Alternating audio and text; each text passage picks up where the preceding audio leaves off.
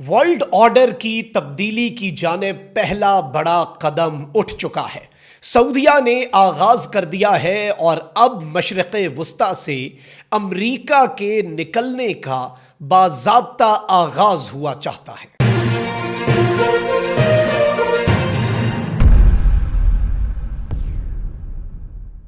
बिस्मिल्लाहिर्रहमानिर्रहीम, अस्सलाम वालेकुम। मैं हूं मखदूम शहाबुद्दीन। 14 अप्रैल 2026 मंगल का दिन। नाज़रीन इकराम, इस वक्त वर्ल्ड ऑर्डर तब्दील हो रहा है। अमेरिका और ईरान की जंग जब दूसरे हफ्ते में दाखिल हुई तब मैंने आपके सामने एक नुक्ता रखा था कि इस जंग के बाद जब मौर्रिख तारीख लिखेगा तो वो कुछ फैसले सुनाएगा। उन फैसलों में एक फैसला यह भी होगा कि इस जंग में दर हकीकत असल में हारा कौन, किसकी शिकस्त हुई, किसने ज्यादा नुकसान उठाया, और उसमें शायद अमेरिका जो है वो एक लूजर के तौर पर उभर कर सामने आए। और अब यूं लग रहा है कि उसका बाज़ाब्ता आगाज हो चुका है। मैं सारी डिटेल्स जो हैं वो आपके सामने रखता हूं, लेकिन उससे पहले अगर अभी तक आपने इस वीडियो को लाइक नहीं किया, लाइक जरूर कर दें। कमेंट सेक्शन में राय का इजहार भी कीजिएगा, चैनल को सब्सक्राइब कर लें। पाकिस्तान जिंदाबाद का नारा भी आपने कमेंट सेक्शन में जरूर लिखना है। नाज़रीन इकराम, एक जानिब तो पाकिस्तान का पीस प्रोसेस अभी जारी है और जो इस्लामाबाद टॉक्स हैं ये कोई एक दिन का इवेंट नहीं था, ये एक लॉन्ग टर्म प्रोसेस है। और इस वक्त रॉयटर्स से लेकर एसोसिएटेड प्रेस सबको ये कंफर्मेशन मिली है कि पाकिस्तान इज स्टिल ट्राइंग कि एक और राउंड ऑफ टॉक्स जो है वो हो जाए। मल्टीपल वेन्यूज के हवाले से बात हो रही है, लेकिन ऑब्वियसली इस सब के अंदर फैसिलिटेशन पाकिस्तान की ही होगी। तो अब इस सारे के सारे सिनेरियो में अगर दो तीन चीजें जो हैं वो हम ना समझें तो ये गलत होगा। नाज़रीन इकराम, पाकिस्तान और सऊदीया के दरमियान SMDA क्यों साइन हुआ था पिछले साल? Strategic mutual defence agreement. इसकी जरूरत पाक सऊदी ताल्लुकात दहाइयों पर मुहित है। इनकी अचानक जरूरत क्यों पड़ी थी? उसकी वजह बड़ी सादा थी।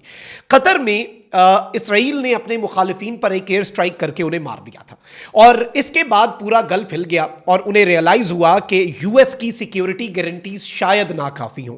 वो जो एक शायद था, सऊदीया ने दूरंदेशी का मुजाहरा करते हुए और अपने पाकिस्तान से बेहतरीन बरादराना ताल्लुकात को बरूएकार लाते हुए SMDA साइन कर लिया। अब वो जो इफ्स एंड बट्स थे कि शायद अमेरिका की सिक्योरिटी गारंटीज नाकाफी हों, ईरान जंग में वो एक्सपोज हो गया। अमेरिका के अड्डे इन ममालिक की सरजमीन पर इनिशियली इसलिए थे कि ये ममालिक जो हैं ये महफूज रह सकें किसी थ्रेट से, लेकिन अमेरिका के अड्डे इनके लिए एसेट के बजाय लाइबिलिटी बन गए। मैं शुरू में बात करता आया कि ईरान जंग की वजह से अमेरिका को 3 नुकसानात उठाने पड़ेंगे। एक, मिडिल ईस्ट के ममालिक जो हैं वो अल्टरनेट्स की तरफ जाएंगे।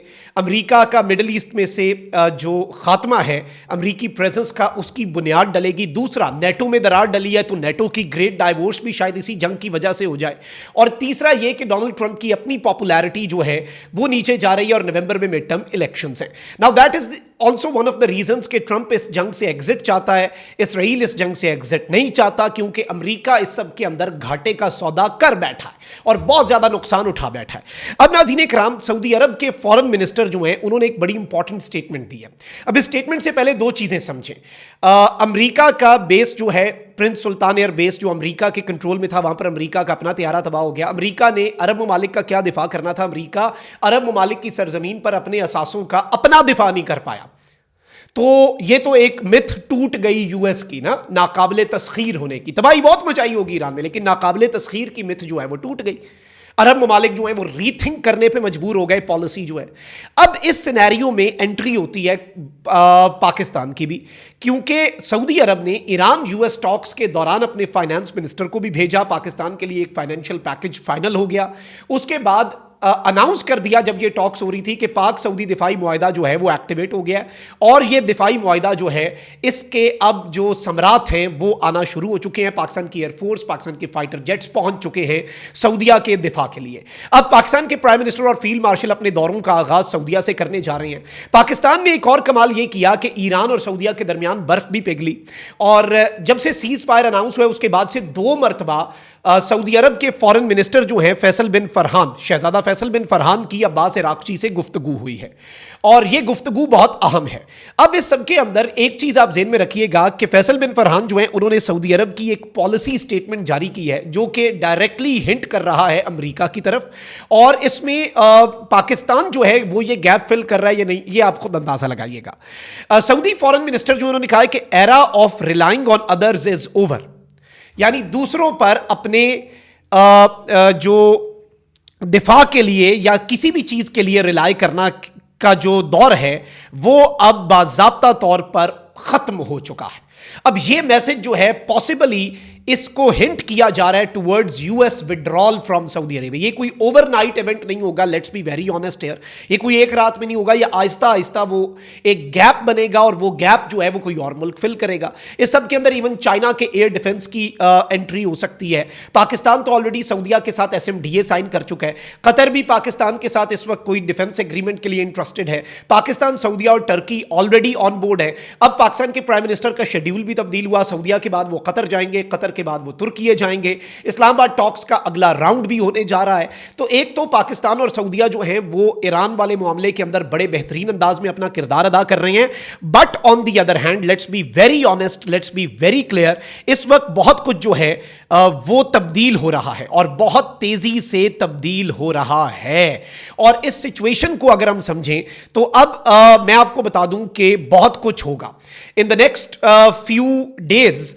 سعودی عرب جو ہے اینڈ نیکسٹ فیو ویکس سعودی عرب کے جو یہ پالیسی سٹیٹمنٹ ہے کہ اب دوسروں پر ہم نے ریلائی نہیں کرنا. سعودی عرب اکنامکلی کسی پر ریلائی کرتا ہے, بہت مالدار ملک ہے, بلکہ امریکہ سعودیہ کی انویسٹمنٹ پہ ریلائی کرتا ہے. ٹرمپ صدر بنتے ہی دوسری ٹرم میں عرب ممالک کا دورہ کیا, اس نے کھربوں ڈالرز جو ہیں ان کی وہ پلیج لے کر گیا کہ انویسٹ ہوگا امریکہ میں, اور وارے نیارے جا رہا تھا. ٹرمپ لڈیاں ڈال رہا تھا, ٹرمپ ساتویں آسمان میں تھا خوشیوں کے کہ بھائی بڑی انویسٹمنٹ ملی ہے. میں جب یہ بات کرتا ہوں کہ مڈل ایسٹ آرڈر تبدیل ہونا ہے, وہ اس وقت رائٹنگ آن دا وال ہے, نوشتہ دیوار ہے, اور وہ سب کو نظر آ رہا ہے. اور یاد رکھیے گا جب جب مڈل ایسٹ آرڈر تبدیل ہوتا ہے تب تب ورلڈ آرڈر تبدیل ہوتا ہے. اور اب یوں لگ رہا ہے کہ عرب ممالک جو ہیں وہ ایران سے اپنی ڈائریکٹ سیٹنگ کر کے اپنے لیے ایک اور بہتر سیکیورٹی گارنٹی جو ہے وہ رکھ کر سامنے اس پورے کے پورے معاملے کے اندر چیزوں کو مختلف انداز میں لے کر چلنے کا ارادہ رکھتے ہیں.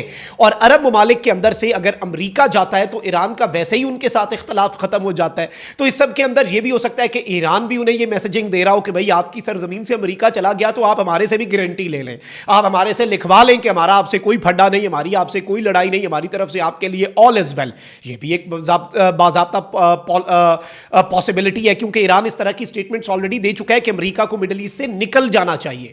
تو اس سب کے اندر یہ گریجول پروسیس ہے, لیکن وہی بات ہے کہ وہ جو ایک ارتعاش پیدا ہوتا ہے, جو ایک آغاز ہوتا ہے, یوں لگ رہا ہے کہ اس اسٹریٹجک آغاز کی طرف ہم بڑھ رہے ہیں, بلکہ وہ ہو چکا ہے.